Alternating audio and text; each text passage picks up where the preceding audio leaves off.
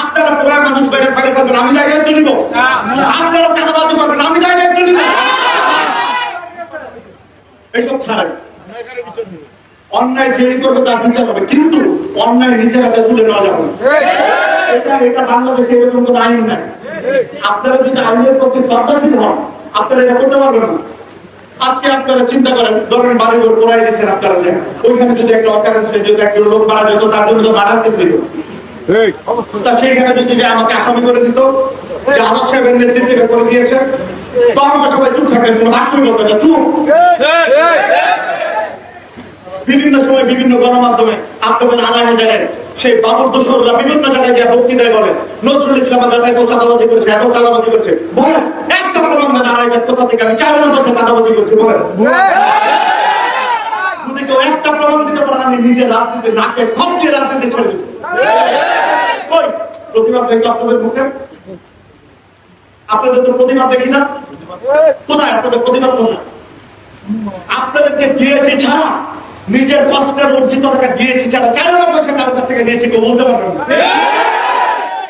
ওই প্রতিবাদ তো বলেন না, অনেকে মজা পায়, এসব মজা নেওয়া ছাড়ে। শোনেন, সবাই সবার পরিপূরক হয়ে চলতে হবে, সবাই সবার সাথে মিলেমিশে চলতে হবে। আপনি আমাকে, আমি আপনাকে ওন করতে হবে, মনে করতে হবে আমি আপনার একজন পার্ট, আপনি আমার একজন পার্ট। আমার আপনার প্রতি যেমন ভালোবাসা, সহযোগিতা, সহযোগিতা থাকতে হবে, আপনারও থাকতে হবে। এক সাইডের কোনো কিছু ভালো না, শুধু আমি করেই যাবো আপনারা করবেন, এটা হবে? আরে ভাই, আমি কি করি না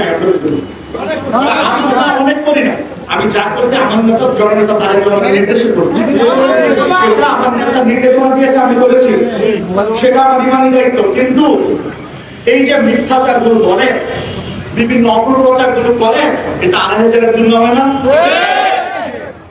হয় না?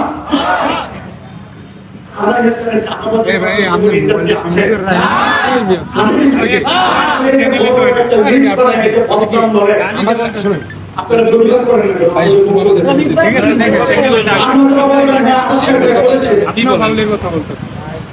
যদি আমি করে থাকি আমাকে বলেন, একটু প্রমাণ করেন, আমি মাইনে নিব।